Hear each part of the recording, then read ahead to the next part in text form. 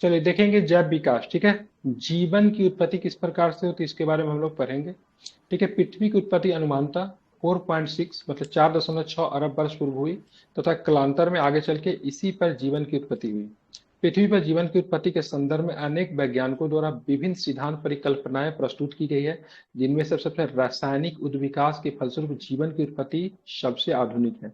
ठीक है, इसको आपको ध्यान में रखना है। ठीक है, इससे संबंधित विस्तृत और सर्वमान्य परिकल्पना रूसी जीव रसायन शास्त्री एआई ऑपेरिन ने भौतिकवाद या पदार्थवाद के नाम से प्रस्तुत की है। ठीक है, तो भौतिकवाद जो मेटेरियलिस्टिक थ्योरी की बात करेंगे। ठीक है, मेटेरियलिस्टिक थ्योरी ऑफ लाइफ, जो भौतिकवाद या फिर पदार्थवाद का कहते हैं, इस थ्योरी को किसने दिया? एआई ऑपेरिन ने दिया। किसने दिया? एआई ऑपेरिन ने दिया। ठीक एआई है, ध्यान में ऑपरेंट। इसको रखना है। ठीक है, एआई ऑपेरिन ने दिया। ठीक है, जो उनकी पुस्तक छपी ओरिजिन ऑफ लाइफ में छपी थी। ठीक है, जीवन की उत्पत्ति ओरिजिन ऑफ लाइफ जो पुस्तक थी, जिसमें एआई ऑपेरिन की पुस्तक थी, उसी में मतलब भौतिकवाद के बारे में बताया गया, जिसको मेटलिस्टिक थ्योरी कहते हैं। ठीक है, इसके प्रमुख निम्नलिखित है, इसके प्रमुख तथ्य निम्नलिखित है। जीवन अर्थात प्रारंभिक जीवों की उत्पत्ति आज से लगभग 4 अरब वर्ष पूर्व हुई। ठीक है, मतलब इन्होंने जैसे यहाँ पे 4.6 माना गया ना, मतलब इन्होंने कहा, ओपेरिन साहब ने कहा लाइफ की उत्पत्ति जो है आज से लगभग 4 अरब वर्ष पूर्व हुई आदि सागर के जल में। ठीक है, आदि सागर के जल में। ठीक है, न्यूक्लियो प्रोटीन्स मतलब वायरस वायरस जैसे कणों के रूप में हुई थी। मतलब उन्होंने बोला मतलब जीवन की उत्पत्ति जो हुई है वायरस जैसे कणों से हुई है। ठीक है, वायरसों में कौन सा वायरस? Nucleo proteins. क्या नाम है? Nucleo proteins. ठीक है, न्यूक्लियोप्रोटीन। जो परपोषी है। क्या है? जो क्या है? परपोषी है, मतलब क्या है? हेट्रोट्रॉपिक्स है एवं बात के एनारोबिक है। ठीक है, अवायुई है। ठीक है, ध्यान रखेंगे। दूसरा स्टेटमेंट उन्होंने क्या कहा कि भाई 3.8 अरब वर्ष पूर्व, ठीक है, पूर्व कला युक्त प्रोक्रियोटिक प्रोक्रियोटिक कोशिका रूपी आदि जीव बने, जिनमें पहले परपोषण और बाद में स्वपोषण प्रारंभ हुआ। सबसे पहले इनके अनुसार सबसे पहले परपोषण परपोषण जीव जो होते दूसरे के ऊपर डिपेंड होते हैं। हम लोग क्या है? हम लोग भी परपोषी है। ठीक है, मतलब हेट्रोट्रॉपिक्स कहते हैं, उनके बाद बना स्वपोषी बना। तो इनके हिसाब से पहले हेट्रोट्रॉपिक्स आया और उसके बाद मतलब स्वपोषी बना। स्वपोषी क्या है? प्लांट्स को केवल स्वपोषी में रखा जाता है, बाकी सबके सब क्या है? तो सबके सब हेट्रोट्रॉपिक्स ही आते हैं। ठीक है, स्वपोषी आदि स्वपोषी आदि जीव वर्तमान के नील हरे शैवाल जैसे थे। अभी स्वपोषी आदि जीव वर्तमान के नील हरे शैवाल जैसे थे। तो जीव में शैवाल भी तो जीव का है ना, तो स्वपोषी आदि जीव में वर्तमान में नील हरे शैवाल में आते थे। लगभग 2 अरब वर्ष पूर्व, ठीक है, यूक्रियोटिक कोशिकाओं की उत्पत्ति हुई, जिनके वर्तमान जीव जगत के सारे जीवाणु आते थे। ठीक है, मतलब सारे जीव जीवाणु सबके सब इसी मात्र यूक्रियोटिक में, जिसकी उत्पत्ति की बात करेंगे तो 2 अरब वर्ष पूर्व यूक्रियोटिक कोशिकाओं की उत्पत्ति हुई थी। मतलब इनके अनुसार पहले प्रोकैरियोटिक कोशिका की उत्पत्ति आज से लगभग 3.8 अरब वर्ष पूर्व हुई और उनके बाद यूक्रियोटिक कोशिकाओं की उत्पत्ति हुई। तो इन्होंने 4 थ्योरी को मुख्यतः बताया है। ठीक है, चारों थ्योरी इनका है, इनको एक बार फिर से देख लें। जीवन की उत्पत्ति के सिद्धांत में इनकी जो थ्योरी जो है, ठीक है, किताब में छपी ऑरिजिन ऑफ लाइफ में। इनका ना किताब है ये, तो ध्यान में एआई ऑपेरिन की किताब है। उनमें इन्होंने क्या कहा है भाई साहब, आदि सागर के जल में न्यूक्लियो प्रोटीन्स वायरस जैसे कणों के रूप में क्या होता है? परपोषी एवं इन एरोबिक थे सबसे पहले 3.8 अरब वर्ष पूर्व। ठीक है, प्रोकैरियोटिक कोशिका रूपी आदि जीव बने। इसके बाद मतलब इसके बाद कौन आया? तो इसके बाद आया आपको कौन आया? तो सबसे बाद में यूक्रियोटिक आया। ठीक है, अब आते हैं प्राचीन प्राचीन आदिम पृथ्वी के वायुमंडल में ऑक्सीजन गैस नगण्य या अनुपस्थित थी। ठीक है, मतलब पहले के समय मतलब प्राचीन आदिम समय पृथ्वी के वायुमंडल में ऑक्सीजन गैस नगण्य थी या फिर बिल्कुल थी ही नहीं, जबकि मीथेन अमोनिया कार्बन डाइऑक्साइड आदि गैस उपस्थित थी। मतलब ऑक्सीजन नहीं था, क्या क्या था? मीथेन था, अमोनिया था और कार्बन डाइऑक्साइड गैस उपस्थित थे। जबकि आपको क्या था? तो आपको ऑक्सीजन मतलब नहीं था। ठीक है, क्या नहीं था? ऑक्सीजन नहीं था। ठीक है, क्या क्या था? तो CH4 था, NH3 था, कार्बन डाइऑक्साइड था। तो जैव विकास की मौलिक परिकल्पना एवं सिद्धांत की बात करें, किसने क्या कहा है देख लेते हैं। ठीक है, तो जैव विकास की मौलिक परिकल्पना क्या है? परिवर्तन के साथ अवतरण। क्या बोलते हैं? परिवर्तन के साथ अवतरण मतलब क्या है? Descent with change of modification. ठीक है, अर्थात निम्न कोटि के सरल जीवों से क्रमिक परिवर्तनों द्वारा अधिक विकसित एवं जटिल जीवों की उत्पत्ति ही जैव विकास कहलाता है। ठीक है, निम्न कोटि के सरल जीवों से क्रमिक परिवर्तनों द्वारा मतलब धीरे धीरे परिवर्तन होते हुए अधिक विकसित एवं जटिल जीवों की उत्पत्ति ही जैव विकास कहलाता है। ठीक है, इनमें जो प्रमाण जो देने वाला वैज्ञानिक उनको लैमार्क है। चार्ल्स डार्विन है, हुगो डी व्रीज है, इन सारे वैज्ञानिकों ने ठोस प्रमाण के आधार पर जैव विकास की प्रस्तुत व्याख्या प्रस्तुत करके अपने सिद्धांत दिए। तो सबसे पहले एग्जाम में पूछा जाता लैमार्कवाद। क्या पूछा था एग्जाम में, ठीक है, ध्यान रखेंगे, तो लैमार्कवाद, ठीक है। तो जैव विकास परिकल्पना पे पहला तर्कसंगत सिद्धांत फ्रांसीसी जैव वैज्ञानिक जीन बैप्टिस्टे डी लैमार्क ने प्रस्तुत किया। किसने प्रस्तुत किया? तो जैव विकास परिकल्पना पे पहला तर्कसंगत सिद्धांत किसने दिया? तो फ्रांसीसी जीव वैज्ञानिक, क्या नाम है, जीन बैप्टिस्टे डी लैमार्क ने प्रस्तुत किया, जो कि 1809 में उनकी पुस्तक का नाम क्या है? लैमार्क की पुस्तक का नाम क्या है? लैमार्क की पुस्तक का नाम क्या है, तो क्या बताएंगे? Philosophy zoology. फिलोसफी क्या नाम है? जूलॉजी, लैमार्क की पुस्तक जूलॉजी। का नाम क्या है? फिलोसफी जूलॉजी, ठीक है। इस पुस्तक में उन्होंने अपने जो मतलब जो विचार प्रस्तुत किए थे, कब किए थे? 1809 ईस्वी में उनकी पुस्तक फिलोसफी जूलॉजिक में छपा। इस सिद्धांत को क्या कहते हैं? इसी सिद्धांत को लैमार्कवाद कहते हैं। क्या कहते हैं इस सिद्धांत को? इस सिद्धांत को लैमार्कवाद कहा जाता है, ठीक है। इसको आपको ध्यान में रखना चाहिए, ठीक है। क्या कहते हैं? लैमार्कवाद कहते हैं इस सिद्धांत को, ठीक है। अब देखेंगे ये निम्नलिखित मूल धारणाओं पर आधारित है। सबसे बड़े होने की प्रवृत्ति, ठीक है, वातावरण का सीधा प्रभाव, अंगों के उपयोग या अनुप्रयोग का प्रभाव, ठीक है, उसके बाद उपार्जित लक्षणों की वंशागति, ठीक है। मतलब सबसे पहले क्या है? बड़े होने की प्रवृत्ति, मतलब बड़ा क्यों हो रहा है, ठीक है। वातावरण का सीधा प्रभाव, अंगों को उपयोग या अनुपयोग का प्रभाव, effect of use and disuse of organs, ठीक है। उपार्जित लक्षणों की वंशागति, इनहेरिटेंस एंड एक्वायर्ड कैरेक्टर्स, ध्यान में रखेंगे।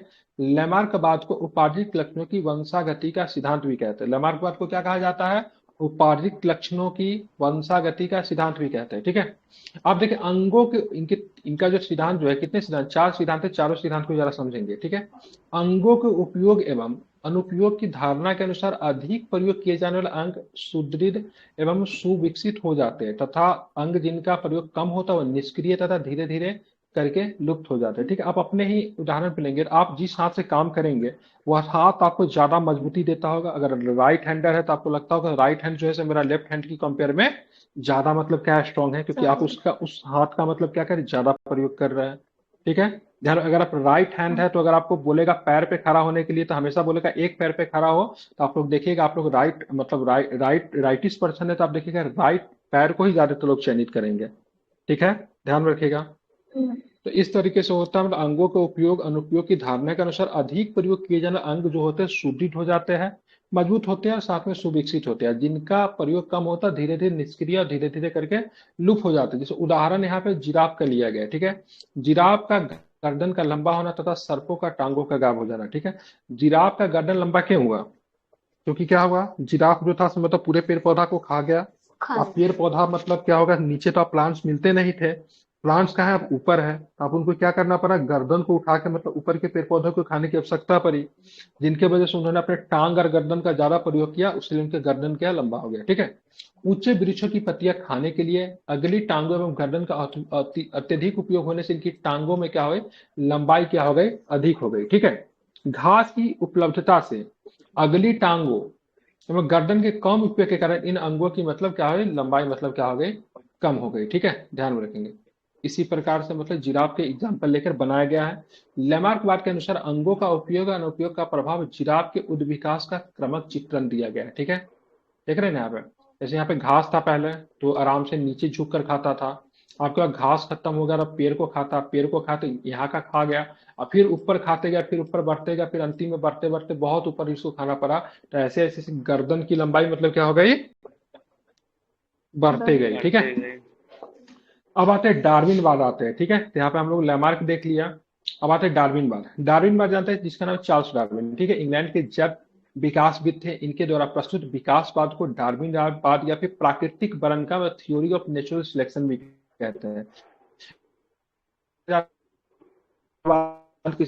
फिर बोला जाए थ्योरी क्या है, तो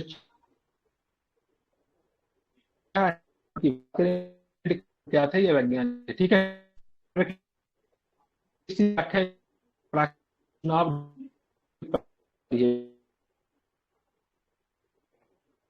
पति जो पुस्तक 1859 में छपी थी, इसी में चार्ल्स, ठीक है। यह सिद्धांत निम्नलिखित पर आधारित है। जीवों में प्रचुर संतानों उत्पत्ति, ओवर प्रोडक्शन कहते हैं, की क्षमता, जीवन संघर्ष, स्ट्रगल फॉर, ठीक है, एग्जिस्टेंस, ठीक है, विभिन्नताएं और इनकी वंशागति, variation in the their inheritance, ठीक है, योग्यतम की अतिजीवता, ठीक है, सर्वाइवल ऑफ द फिटेस्ट, ठीक है, तो सर्वाइवल ऑफ द फिटेस्ट हो गया, variations and the their inheritance हो गया, स्ट्रगल फॉर एग्जिस्टेंस हो गया, ठीक है, ओवर प्रोडक्शन, इस सारे के सारे सिद्धांत किसके हैं? इस सारे के सारे सिद्धांत को डार्विनवाद कहा जाता है। क्या कहा जाता है? डार्विनवाद कहा जाता है, ठीक है। इसको क्या बोलते हैं? थ्योरी ऑफ नेचुरल सिलेक्शन भी कहते हैं, ठीक है। अब इसको समझेंगे, उत्परिवर्तन की बात करेंगे, ठीक है, इसको मतलब म्यूटेशन थ्योरी कहते हैं। तो जैव विकास का उत्परिवर्तन सिद्धांत हॉलैंड के पादप शास्त्री किसने दिया? हुगो दी ब्रिज ने दिया। किसने दिया? हुगो दी ब्रिज ने दिया। कहाँ का था एक वैज्ञानिक? ये हॉलैंड का था। तो उत्परिवर्तन का सिद्धांत किसने दिया?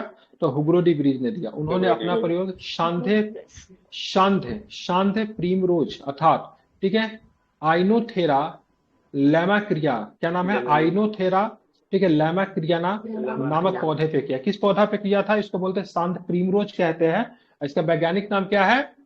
आइनोथेरा लैमा क्रियाना, ठीक है, ध्यान रखें। इन पे इन्होंने प्रयोग किया। इनसे इनको क्या पता चला? इनके अनुसार नई जाति स्पीसीज की उत्पत्ति एक ही बार में स्पष्ट एवं के फलस्वरूप होती है। जाति का पहला शब्द, जिसमें पहला शब्द, आवाज आ रही है? हेलो, बिल्कुल सर। आ तो रही है सर, बीच बीच में कट जाता है। स्क्रीन दिख रही है क्या अभी? दिख रहा।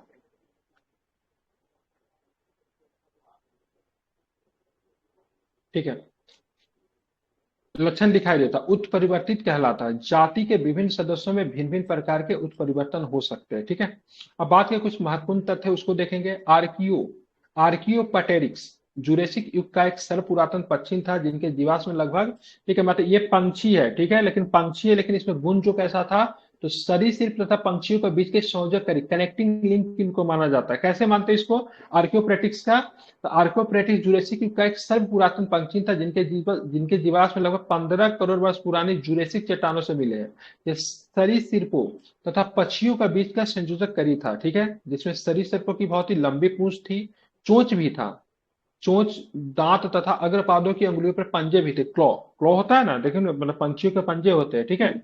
इसके बावजूद ये पक्षी था, क्योंकि इसके अग्रपाद उड़ने के लिए पंखों के रूपांतरित हो चुके थे, ठीक है। तो मतलब इनमें जो जो थे, मतलब टाइल्स वाला भी था और किसके वाला था, और एनिमल्स, क्या बोलते हैं उसको, बर्ड्स का भी था, ठीक है। इसे दोनों का बीच का मतलब क्या बोलते हैं? इसको कनेक्टिंग लिंक मानते हैं, ठीक है। अगर पूछा जाए पक्षियों और मतलब रेप्टाइल्स और बर्ड्स के बीच में कनेक्टिंग लिंक मतलब दोनों गुण वाला कौन है, तो क्या बताएंगे? आर्कियोप्रेटिक्स बताएंगे, ठीक है।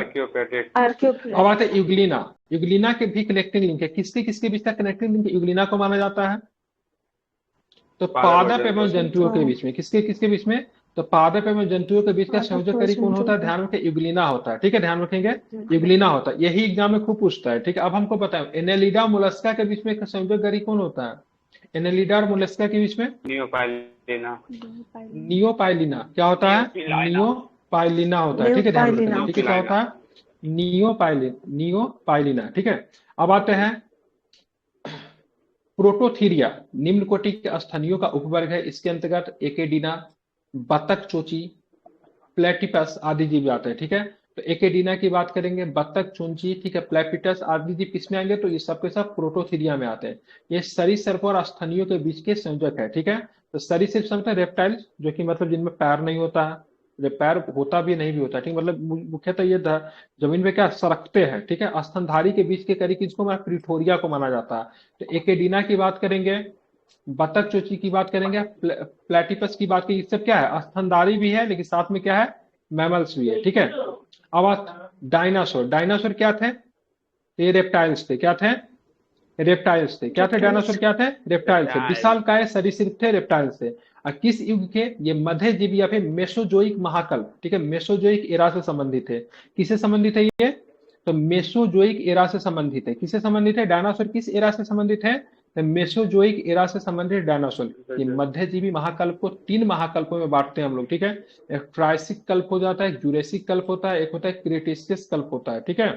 अब आते हैं मैमथ। मैमथ का बात करेंगे। मैमथ ये प्रजाति वर्तमान समय विलुप्त है। ये हाथी का पूर्वज माना जाता है। एग्जाम में पूछा हुआ प्रश्न है, हाथी का पूर्वज किसे माना जाता है, तो क्या बताएंगे? मैम। किसे माना जाता है? तो ध्यान रखें, मैमथ को हाथी का पूर्वज माना जाता है। ठीक है। अब आते हैं क्रो मैग्नोन। मनुष्य के आधुनिक मानव होमोसेपियंस का अंतिम सीधा पूर्वज तथा आधुनिक मानव की उपजाति होमोसेपियंस, ठीक है, फॉजिल्स मानते हैं। ठीक है। तो बात करें मनुष्य को आधुनिक मानव होमोसेपियंस का अंतिम सीधा पूर्वज कौन है? तो क्रो मैग्नॉन। क्या बोलेंगे इसको? Crow Magnon. ठीक है। क्रो मैग्नोन का शरीर गठा हुआ लगभग 180 सेंटीमीटर 6 फीट लंबा था। बात करें कपाल गुहा। कपाल गुहा मतलब समझते हैं ना, सर, खोपड़ी। ठीक है। कितना होता है? 1600 क्यूबिक का होता है। कितना का था? 1600 क्यूबिक का था। मतलब अभी का मनुष्य से खोपड़ी से मतलब क्या था, बड़ा था। क्योंकि अभी का मनुष्य का खोपड़ी कितना होता है? 1450 के आसपास होता है। कितने के था? 1600 क्यूबिक का था। ठीक है। और हाइट कितनी थी इनकी? तो हाइट की बात करें 180 सेंटीमीटर, मतलब कितनी हाइट हो गई? 6। ठीक है, 6 फुट। ठीक है, क्योंकि 1 फुट में आपको 30 दशमलव कुछ सेंटीमीटर होता है। ठीक है।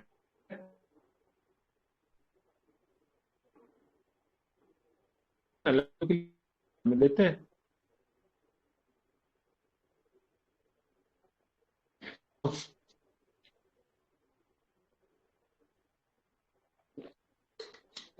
हेलो, आवाज आ रही है? हेलो। जी सर, आ रही है। अच्छा, आ रही है, ठीक है। अब बात करेंगे डेनिसोवन। डेनिसोवन किसकी प्रजाति थे? डेनिसोवन ये आदि मानव के प्रजाति आदि थे। किसकी मानव की। प्रजाति थे? आदि मानव के प्रजाति थे, जिनको कहा डेनिसोवन। ठीक है। ध्यान रखेंगे ना, डेनिसोवन की बात करेंगे, आदि मानव की प्रजाति जो यूरेशिया के जंगलों में लगभग 1.5 से 2 लाख वर्ष पूर्व निवास करती थी। पहली बार वर्ष 2010 में साइबेरिया की गुफाओं से प्राप्त अस्थि अवशेषों से इनकी पहचान हुई। फिर चीन के तिब्बत की एक गुफा से प्राप्त एक जीवाश्म जबड़े के विश्लेषण से इनके पूर्वी एशिया तक विस्तारित होने की पुष्टि भी प्राप्त होती। क्या नाम था? क्या नाम था इनका? डेनिसोवन। बिल्कुल ठीक है, ध्यान रखेंगे। क्या नाम है? डेनिसोवन। डेनिसोवन। ठीक है। किसका प्रजाति है डेनिसोवन? तो आदि मानव का। ठीक है। आदिमानव। 1 मई 2019 को प्रतिष्ठित विज्ञान मैगजीन नेचर में प्रकाशित एक शोध पत्र में की गई तिब्बत से प्राप्त, ठीक है, डेनिसोवन का जबड़ा उत्तर मध्य प्लाईस्टोसिन काल लगभग 1.6 लाख वर्ष पूर्व का है। ठीक है। डेनिसोवन के अवशेषों को डीएनए विश्लेषण के आधार पर इन्हें होमोसेपियंस और, ठीक है, नियंदरथल से पृथक तीसरे प्रकार का समकालीन मानव का प्रजाति माना जाता है। मतलब होमोसेपियंस से भी नहीं मिलता है, नियंदरथल से भी नहीं मिलता, मतलब तीसरे प्रकार के समकालीन मानव प्रजाति माना जाता है। क्या नाम है इसका? क्या नाम है इसका? डेनिसोवन। ठीक है। तो अब आते हैं क्वेश्चन पे और सभी लोग बोलेंगे क्वेश्चन फटाक फटाक। ठीक है। निम्नलिखित में से कौन सी गैस प्राचीन पृथ्वी के वायुमंडल में अनुपस्थित थी? अभी जस्ट पता है कौन सी अनुपस्थित थी, जल्दी से बता दे फटाक से ऑक्सीजन। आंसर। ऑक्सीजन। ठीक है। ऑक्सीजन अनुपस्थित है। प्रेजेंट क्या क्या था? तो मीथेन था, अमोनिया था और methane, carbon ammonia, dioxide carbon था। ठीक है। डाइऑक्साइड। बिल्कुल ठीक है। वर्तमान प्रमाण के अनुसार पृथ्वी पर जीव का उद्गम हुआ कब हुआ, बताइए? 2 लाख वर्ष एक बार पहले। चार सौ दो ठीक है, लाख ध्यान रखें, 2 लाख नहीं है, बहुत ज्यादा है, 2 करोड़ होगा ये। ठीक है। अरब हो गया। इकाई, दो दहाई, लाख सैकड़ा, अरब हजार, वर्ष हो दस गए। हजार, लाख, 10 लाख, दो करोड़, अरब 10 करोड़, अरब, 2 अरब है। ठीक है, ध्यान रखेंगे। ठीक है, कब है? 2 अरब। अब है। पढ़ दूं क्या मैथमेटिक्स। इसको? वर्तमान प्रमाण के अनुसार पृथ्वी पर कोशीय रूप में जीव का उद्गम लगभग 2 अरब वर्ष पूर्व हुआ। वर्तमान में जीव साधारण तथा एक कोशीय यूनिसेलुलर थे। फिर बाद में बहुकोशीय जीव मल्टी सेलुलर ऑर्गेनिज्म का विकास हुआ जो यूकैरियोटिक कोशिका वाले होते हैं। ठीक है, ध्यान में रखेंगे। ज्ञात है कि जीवाणु तथा निरहरित शैवाल साधारण किस्म के प्रोकैरियोटिक कोशिका वाले जो होते हैं। पृथ्वी पे सबसे पुराना जीव कौन सा है? नहीं बताएंगे, जल्दी बताइए कौन सा सबसे नीलहरित पुराना जीव? शैवाल। सवाल। कौन होता है? साइनोबैक्टीरिया। नीलहरित शैवाल होता है। बिल्कुल ध्यान में रखें। बिल्कुल ठीक है। नीलहरित शैवाल फोटोसिंथेसिस का साइनोबैक्टीरिया। प्रोसेस कर सकती है कि नहीं कर सकती है? कर हाँ सकती तो है। साइनोबैक्टीरिया कर है, पड़ोसी सकती है है। ये। ठीक है, देखिए, बिल्कुल कर सकती है। ठीक है, कर सकती है। डार्विन द्वारा प्रस्तुत प्राकृतिक वर्णन निम्न में से किस पे आधारित था, बताइए? स्ट्रगल फॉर एक्सिस्टेंस एंड सबके वेरिएशन। सब है। ठीक है। वेरिएशन। ओवर प्रोडक्शन पे है, struggle for existence and variations पे है। ठीक है। सर्वाइकल फॉर द फिटेस्ट है। ठीक है। Survival of the. Existence and variations, ठीक है, एग्जिस्टेंस एंड वेरिएशंस पे भी आधारित है। ठीक है, ध्यान में रखेंगे। ठीक है, इंपॉर्टेंट है। आप चलेंगे, आगे चलेंगे तो और भी कुछ प्रश्न है, उसको भी जरा देख लेते हैं। बताना है, ठीक है, ये तो बता ही दिया। कब इनकी पुस्तक कभी प्राकृतिक चुनाव द्वारा जाति की उत्पत्ति को लेकर डार्विन की जो थ्योरी जो थी, थ्योरी ऑफ नेचुरल सिलेक्शन कहते हैं, पुस्तक कब छपी थी ये? हाँ तो 1859 में, पूछा हुआ 1859 में। क्वेश्चन है, ठीक है। पुस्तक दी ऑरिजिन ऑफ स्पीसीज किसने लिखी? किसने लिखी? ये बीपीएससी में पूछा, origin of species Darwin. Darwin का। किसने लिखा? बहुत सुंदर, किसने लिखा? डार्विन ने लिखा, ठीक है, ध्यान रखेंगे, ठीक है। इसी को कौन सा सिद्धांत बोलते हैं? प्राकृतिक वर्ण सिद्धांत बोलते हैं। थ्योरी ऑफ नेचुरल सिलेक्शन भी इसी को कहते हैं, ठीक है। विकासवाद का सिद्धांत किसने दिया था? विकासवाद का सिद्धांत डार्विन। डार्विन। किसने दिया था? बिल्कुल, किसने दिया था? डार्विन ने दिया था, विकासवाद का सिद्धांत दिया था। जैव विकास का सर्वप्रथम किसने समझाया? लैमार्क ने।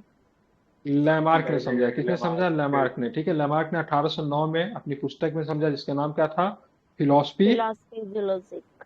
फिलोसफी जूलॉजी, ठीक है। विकास के उत्परिवर्तन सिद्धांत का प्रतिपादन किसने किया? तो विकास के उत्परिवर्तन सिद्धांत का किसने दिया? हुगो दी ब्रिज ने किया। किसने किया? हुगो दी ब्रिज ने, ठीक है, बिल्कुल, ठीक है। कहाँ का बॉटनिस्ट है हम ये? लोग का तो लेफ्ट हैंड हॉलैंड खत्म का। है। हॉलैंड के। बिल्कुल, हॉलैंड ठीक है। का। क्या क्या हो गया? लाइफ टाइम खत्म हो गया मतलब? तो हम लोग का तो लेफ्ट हैंड कुछ दिन के बाद खत्म हो जाएगा, लेमार्क जी के अनुसार। यूज उतना नहीं करते। अच्छा, सूची वन को सूची वन से मिलाइए, मिलाइए इसको। उत्परिवर्तन हो जाएगा, ह्यूग्रोदब्रिक का 3 हो जाएगा। विकास का सिद्धांत डार्विन का हो जाएगा। ये डार्विन। विकास का डार्विन सिद्धांत। का, ठीक है। एक जीव ओपेरॉन की अवधारणा किसने दिया था? एटम का जैकब। Beetle atom. जी। ठीक है, देख लीजिए यहाँ पे, ठीक है। उत्परिवर्तन के सिद्धांत हुगो दी ब्रिज ने, विकास के सिद्धांत डार्विन ने, डार्विन एक ने। जीन के एंजाइम की प्रक्रिया बीडल और टैटम। टैटम ने, ओपेरॉन की अवधारणा जैकब और मेनोड ने, जैकब और मोनोड। ठीक है। तो सही लगा था, कोई दिक्कत नहीं था, ठीक ठीक है। एक बार फिर से लिख लीजिए, क्योंकि आईएएस 1998 में पूछा गया, ठीक है। विकास का मुख्य कार्य क्या? उत्परिवर्तन है, हासिल किए हुए गुण है, लैंगिक जनन है, प्राकृतिक बनन है, क्या है? उत्परिवर्तन। क्या हो जाएगा? ध्यान रखिएगा, प्राकृतिक बनन हो जाएगा। प्राकृतिक बनन जो कि नेचुरल सिलेक्शन का थ्योरी किसने दिया था? डार्विन ने। डार्विन। किसने दिया था? डार्विन ने दिया था, ठीक है, ध्यान में रखेंगे, ठीक है। अब चलिए आगे चलेंगे, और भी बताना है आपको।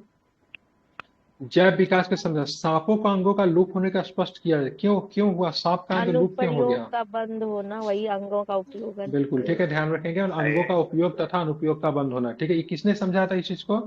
लैमार्क ने समझा, ठीक है। यूज एंड डिसयूज, यूज लेकिन एंड सर डिसयूज इसका थ्योरी किसका खंडन है? कर दिया गया है ना।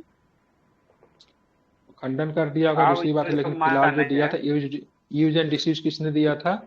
लैमार्क ने दिया था, ठीक है। कुछ दिन पहले विवाद हुआ था इस पे, ठीक है। बीजमैन ने इसका खंडन किया था कि नहीं, ऐसा नहीं। हाँ, ध्यान में, जिसका उदाहरण हमारे शरीर में अवशेषीय है। लैमार्क ने अंगों के अनुपयोग के उदाहरण के रूप में सांपों में टांगों के अभाव को बताया, ठीक है। सांप में अगर टांग अगर होता तो तेजी से काट सकता नहीं, और हाँ। डेंजरस नहीं हो जाता सांप थोड़ा, अगर उसमें टांग होता तो? खत्म हो रहा है।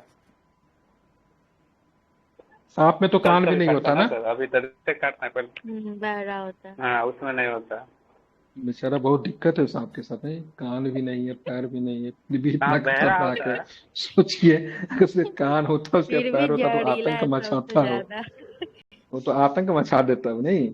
भारत के विशाल वन्य बिल्लियों में किसके बारे में कहा जाता है कि हाल में विलुप्त हो गई है, लेकिन उसके कूनो नेशनल पार्क में? चीता।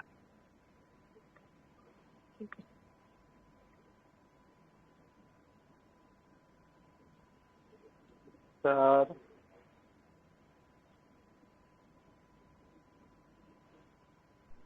सर तेंदुआ विलुप्त हो गई कि चीता विलुप्त है? हमारी आवाज नहीं जा रही है क्या? चीता ना। नहीं सर, चीता विलुप्त हो गई है। चीता विलुप्त हो गई। चीता को कहाँ से लाया गया है? नामीबिया। कहाँ पे जाके डाल दिया गया? मध्य प्रदेश। दक्षिण अफ्रीका से लाया है, ठीक है। कौन सा national park? Kuno national park. Kuno national park में मोदी जी ने अपने बर्थडे के दिन ला दिया, ठीक है। और कमेंट किया गया, पहले कबूतर छोड़े जाते थे, आजकल चीते छोड़े जाते हैं, ठीक है। आधुनिक मनुष्य के हाल का पूर्वज कौन है? वही क्रोमैग। और अभी जो हाथी का पूर्वज कौन है? मैमोथ। मैमथ, बहुत सुंदर, ठीक है, ध्यान रखें, बहुत सुंदर, ठीक है। शब्द डेनिसोवेन कभी कभी समाचार पत्रों में रहता है, जस्ट डेनिसोवेन के बारे में पता है, कौन है बताइए? ये सही है क्या? एक आदि मानव का जाति का स्पीसीज डेनिसोवेन, उसी को कहते हैं ना, ठीक है, बिल्कुल बी वाला आंसर था। कहाँ से मिला है ये? पहली बार वर्ष 2010 में साइबेरिया की गुफाओं से प्राप्त अस्थि अवशेषों से इसकी पहचान हुई थी, ठीक है, ध्यान में रखेंगे, ठीक है। अब आते हैं आर्क्यूप्रेटिक्स क्या था, किसके किसके बीच की कड़ी है आर्क्यूप्रेटिक्स? जुरासिक और जुरासिक पहला वाला ऑप्शन। ध्यान रखें किसके हैं? तो जुरेसिक युग का सर्वपुरातन पंछी जो है कौन? आर्क्यूप्रेटिक्स है, ठीक है। बात की इसमें क्या क्या गुण था? इसमें सरीसृपों की बहुत ही लंबी पूंछ थी, चोंच थे, दांत था, अग्रपाद की अंगुलियों पे पंजे भी थे, फिर भी ये पक्षी था क्योंकि इसका अग्रपाद उड़ने के लिए था, ठीक है, उड़ भी सकता था ये, ठीक है। आर्क्यूप्रोटिक्स किन वर्गों के बीच की संयोजक कार्य है, मतलब कनेक्टिंग लिंक्स के किन के बीच क्या है? सरीसृप और पक्षी। सरीसृप और पंछी, ठीक है, ध्यान रखेंगे। मैमथ किसके पूर्वज हैं? हाथी। हाथी का, ठीक है, ध्यान रखेंगे, ठीक है। हाथी का पूर्वज जो है मैमथ। मार देते हैं। अच्छा, 0 नंबर मिलता। डायनासोर थे, किस युग के थे डायनासोर? मेसोजोइक। मेसोजोइक क्या थे? मेसोजोइक में क्या पंछी, एम्फीबिया, सरीसृप, क्या होगा? सरीसृप थे ना। सरीसृप, ठीक है, क्या होगा? तो सीनोजोइक वाले, सॉरी, मेसोजोइक सरीसृप नीचे है ना, ठीक है। सरीसृप था मेसोजोइक। अब आते हैं डायनासोर है किस युग के हैं? मेसोजोइक है, सेनोजोइक है, किस युग के है? मेसोजोइक है, ठीक है। जीवों का विकास एवोल्यूशन के संदर्भ में निम्नलिखित में से कौन सा क्रम सही है? बताइए कौन होगा, इसको दिमाग से लगाइए, बन जाएगा। सैलमेंडर, अजगर, कंगारू। पहले तो समुद्री वाला चुनिए, पहले समुद्र के जीव का पहले होता मेरे हिसाब से तो ऑक्टोपस क्या होगा? वाला होगा क्या सर? ऑक्टोपस। यस, सैलामेंडर, है। सैलामेंडर, अजगर, कंगारू। सैलामेंडर किसको बोलते हैं? आप विलुप्त हो लोगों ने गया। देखा है सैलामेंडर को? विलुप्त जी। अच्छा, अभी तक विलुप्त तो हो दर्शन चुका भी है, नहीं किए हैं, करवा सकते। ठीक है। कल हम लोग बर्गर की विलुप्त हो चुका। टैक्सोनॉमी पर हैं, क्या पता, टैक्सोनॉमी कल पढ़ के रहिएगा, ठीक है। कौन सा? वर्गी की, ठीक है। ये बड़ा चैप्टर है, बहुत बड़ा चैप्टर होगा ये। हाँ, ये बड़ा चैप्टर है, इसलिए कल याद दिला दीजिएगा इसको। एक दिन में एक चैप्टर खत्म है ना, इसमें बहुत क्वेश्चन होता है वर्गीकी में, 150 से प्लस क्वेश्चन होगा इसमें, ठीक है। लेकिन कल याद दिला दीजिएगा ऐसे, सर साइंस पहले कर लीजिए, क्योंकि ये हमारा टारगेट क्या है, एक दिन में एक चैप्टर, चाहे चैप्टर कितना भी बड़ा रहो, साइंस के एक दिन में एक चैप्टर खत्म करना, तभी आपका बीपीएससी तक साइंस समाप्त होगा।